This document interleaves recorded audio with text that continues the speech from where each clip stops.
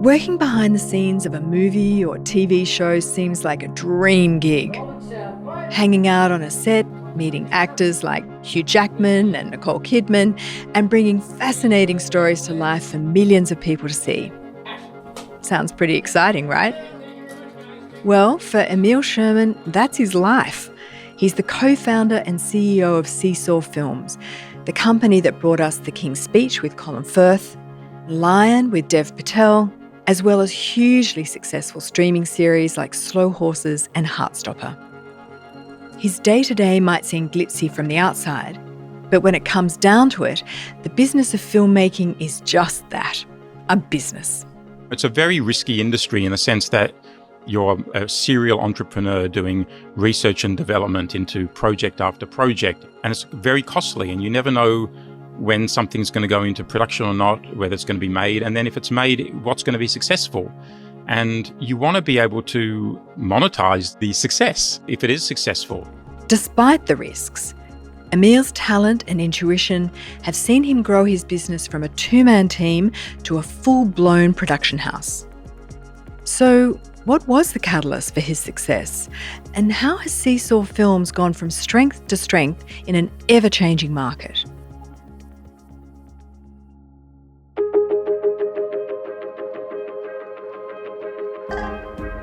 I'm Dr. Juliette Burke, a professor of practice in the School of Management and Governance at the UNSW Business School. You're listening to The Business Of. So, Emile, many people might think they know what it would look like to work on a movie or a TV set, but can you walk us through what a day in the life of a producer actually looks like? Well, being on set is really a very small part of being a producer. So many different sorts of producers with different skills involved, but most of the time you're a producer, you are trying to develop and get something financed, put together. There's a very small sliver, if you're lucky enough to get to that point, where you're in pre-production and production. And, on a feature film, it might be 7 weeks of pre-production and 7 weeks of shoot. And then there's a long period of post-production where you're editing, and then you're doing the sound edits and sound mixes and grades and all that sort of thing. And then there's the release of the film and marketing. And a similar thing plays out in television over a longer period. You mentioned different producers have different skills, but what are the basics that anyone going into that line of work needs?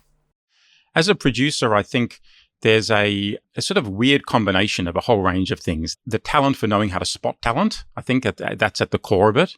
A sense of taste that resonates with the marketplace, and leadership skills, strategic skills, finance skills, and an understanding of the market. But at the core of it, I think, is this understanding of and backing of talent and a hustle to know how to get things done, because a lot of people can have great ideas, but as a producer, you really are the person who goes, what do we do today? What are we doing tomorrow? And there's no one to tell you the answer to that. There's no right and wrong answer. You've got to make it up. So, when you're on set, for me, that has been the area I've been, I guess, least adept at and probably least interested in, because there's a lot of worrying that you do and probably not a lot of driving. You're there to spot issues, to solve problems, to support a director. Sometimes you're very much on set next to the director at the monitor, and they look at you after every take, and you're sort of a creative partner. Other producers will spend more time in the production office dealing with the actors and with budgets and dealing with contract issues and investors. So you were a producer on set? I've done, for my sins, all different parts of it. I've been on set, I've been more in the office, I've sat with the director.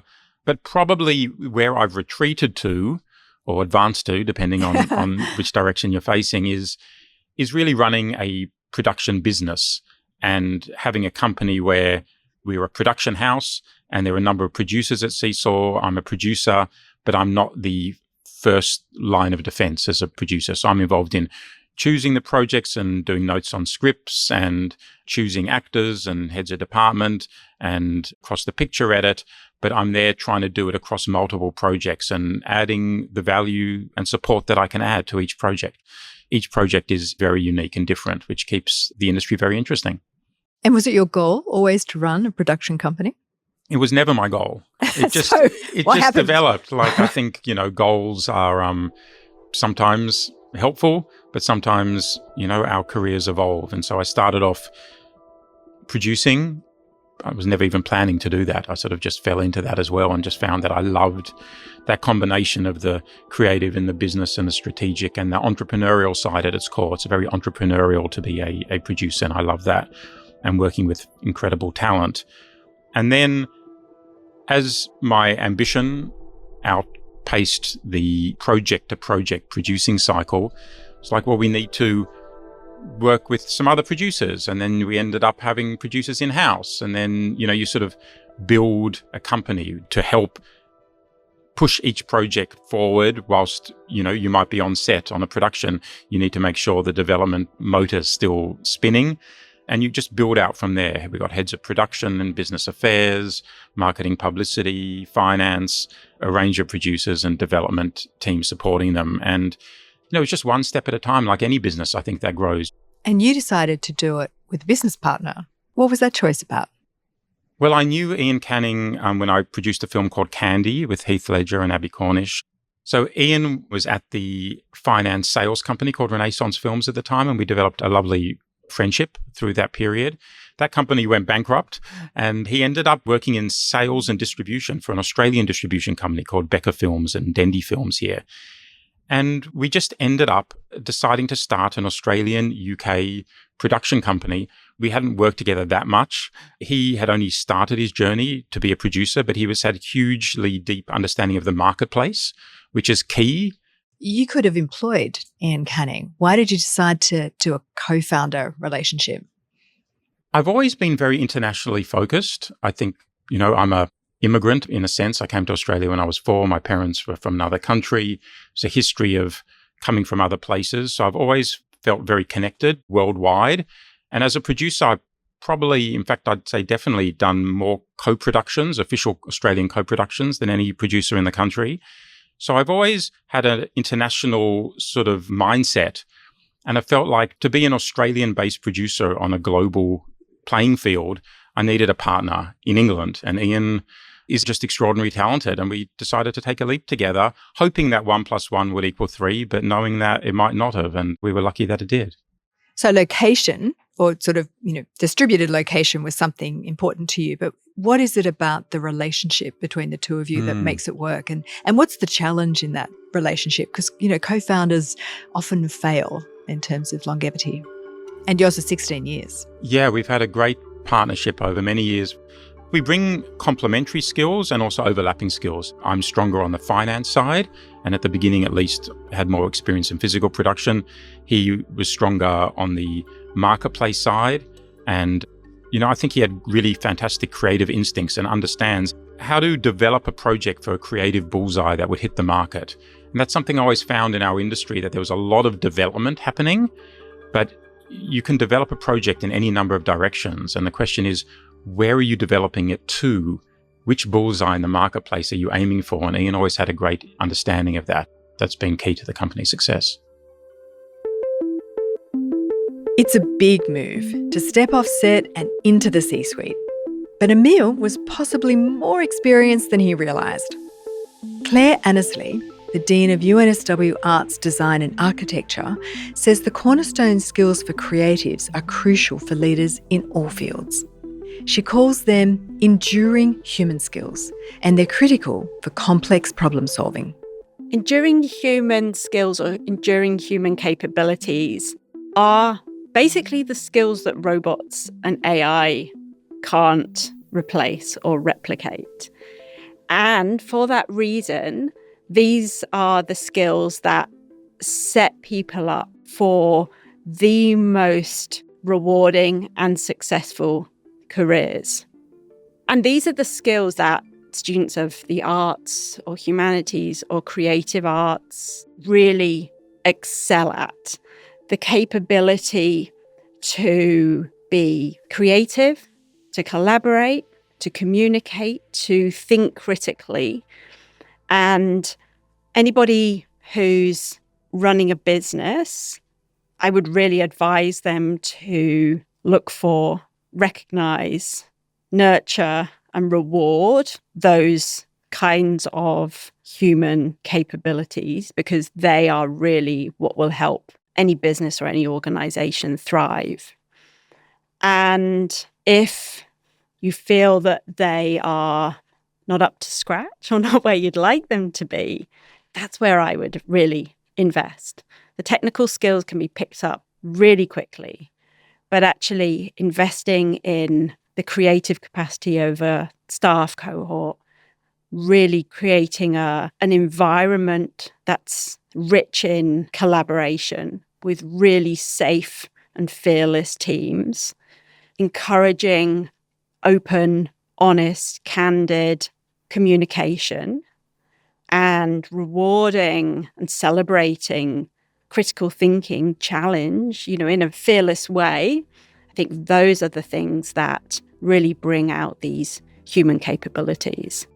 I think if we, as individuals or, as an organization, if we lean into those skills, that's where you really see people, organizations thriving. What was your earliest memory?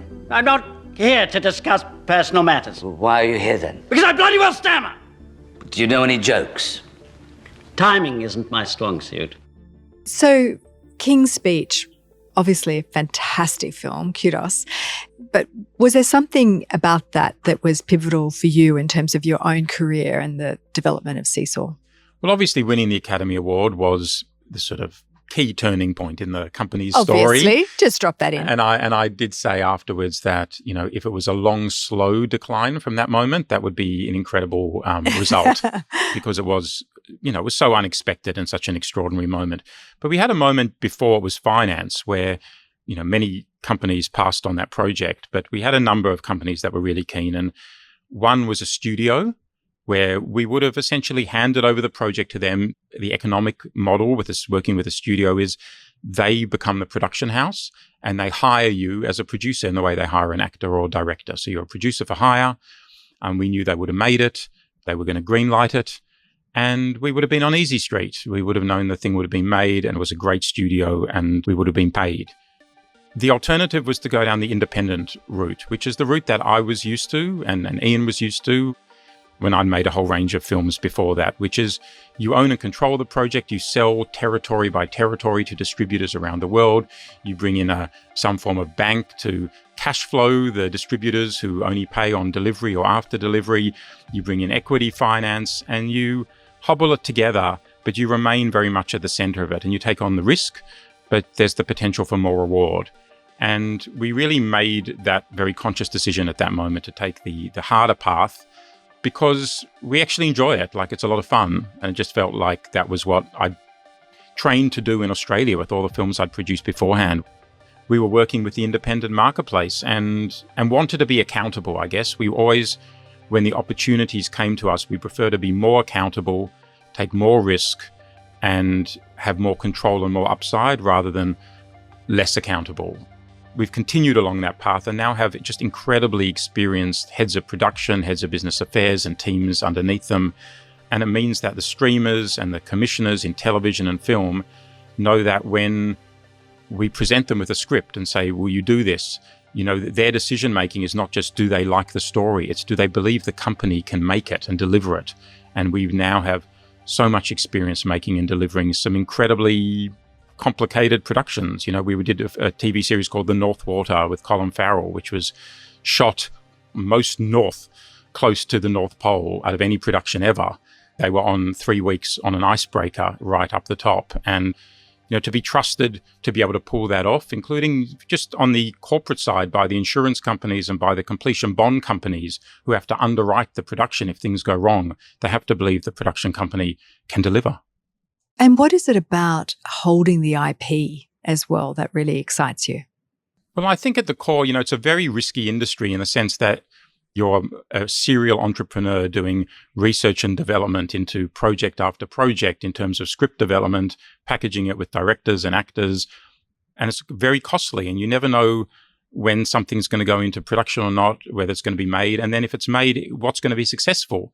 And you want to be able to monetize the success if it is successful. So we're at a very interesting moment in the industry with the streamers obviously coming in a number of years ago. And there's a great model there where they do pay a substantive premium. Essentially, they buy out the back end up front. And that can be great. But at the same time, if you can own and control a show and own the IP, and it goes into multiple seasons, that's really how production companies have grown and been worth substantive amounts, is because they own big returning television shows. And so is that a pivot for you now? Are you moving from film to television as the world seems to be moving from film to television or streaming? Yeah, we've been moving along that journey for many years now, from those sort of what we'd call quality crossover movies to limited television with Top of the Lake many years ago, and a number of series, The Essex Serpent and The Northwater, and then much more into returning TV now.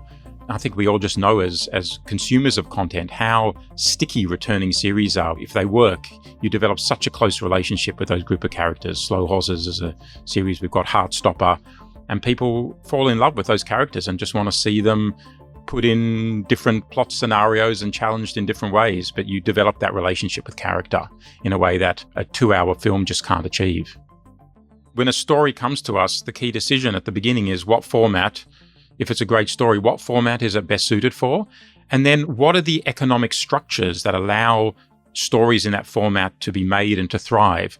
You might have a story that actually works best as a film, but there's no marketplace for that film. There are no buyers for that sort of movie, because the buyers are very specific in our industry. Some might be looking for certain sort of movies and others looking for others. And you're like, well, this is just not going to sit in any way that can be financed.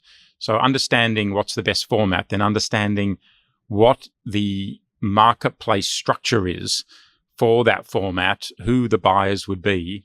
In returning television, for example, it's very domestically driven, as in, if you want to make an Australian returning TV show set in Australia, you really do need an Australian broadcaster to want to do it. And for them to want to do it, at the moment, it has to feel very Australian. So if you make something quite international, it can be weirdly an impediment to getting it made in Australia. It needs to feel like it's in someone's interest to make this show. So that's our question. In whose interest is it to make this show? Who needs to make this show? And that's a different question to, is this a great story that'll find an audience? And where does the funding mostly come from in Australia? Well, in television, it comes from the broadcasters and the streamers, whether it's the networks or the ABC, and there's the Stan and Binge and Netflix and Apple and Amazon, and obviously the linear networks we haven't really worked with 9, 10 and 7, but they're the main funders, and it's supplemented by tax credits and sometimes by government equity in Screen Australia. Money comes from international. There's a value to the Australian shows internationally, which you try to get an advance for upfront. Often what you'd sell the show for might just cover the advance, so you never see any upside. But if you have multiple seasons of a show and it does really well, that's when the international revenue can start really flowing through. In film, for the smaller Australian films, it's really tough to get a lot of distribution money internationally and even in Australia. So it's quite heavily funded by the producer offset, the tax credits in Australia and Screen Australia. But for some of the more robust movies, we've made films where we've really financed the entire movie through distribution around the world. We've got a sales division called Cross City Films, and we work with other sales companies to co-represent our movies. And we go out there to the markets. Cannes is one of the big markets, Toronto, the American film market. There are times of year where projects get taken to the market, presented to the buyers around the world, and hopefully enough of them come on board up front.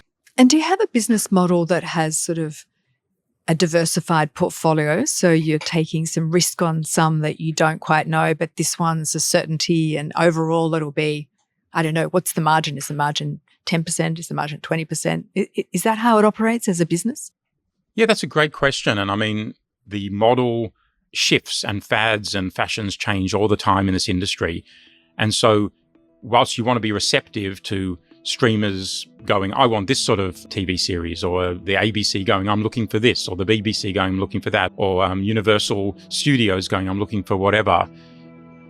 We need to back our vision as well and also make sure that we do have a diverse enough slate that represents film, limited series, returning series, that some of them we take to the market very early to go, we need a partner from the marketplace, a Netflix, to come in early and develop the script with us, because we know that there's a very small bullseye for this and we need to be working with them to get to that bullseye.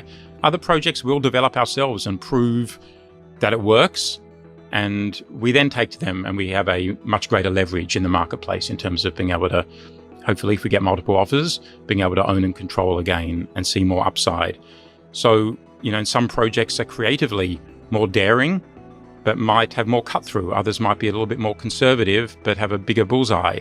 So, I don't know how articulate we are internally, but I think it's at the back of our minds always about having enough resilience or anti-fragility built in so that when the market shifts and we're pummeled by changes in exchange rates and Australia becomes super expensive or super cheap or whatever it is, we're able to capture some of the benefits of it, or at least not just be locked into the downsides. And, sometimes we do a production not because we're earning a huge amount of money, but because we want to work with that director and build a relationship. Other times we think it might be a great honeypot for other talent because we think it's going to win awards and sit well on the festival circuit. There are different reasons to do different productions. We've got a very clear strategy around what sort of size budgets we want to do, what our minimums are, how much we want to earn. But the relationship between that and the budget size and working out what's our margin, we certainly have a sense of what percentage fee we're after. But sometimes we won't take a back end because we'll play for the upside in that, and sometimes we will. The Business Of is brought to you by the University of New South Wales Business School, produced with Dead Set Studios. If you want to hear more from Emile, he has a couple of his own podcasts you might like to listen to next. The Sandbox, where key creatives from Seesaw Productions discuss their creative process, and Principle of Charity, which sees two expert guests with opposing ideas discuss their views on big social issues. We'll link both of those in our show notes. And if you're looking for more insights into the business world, you'll find episodes about crisis management, cybersecurity, purpose-driven entrepreneurialism and more right here in the Business Of feed.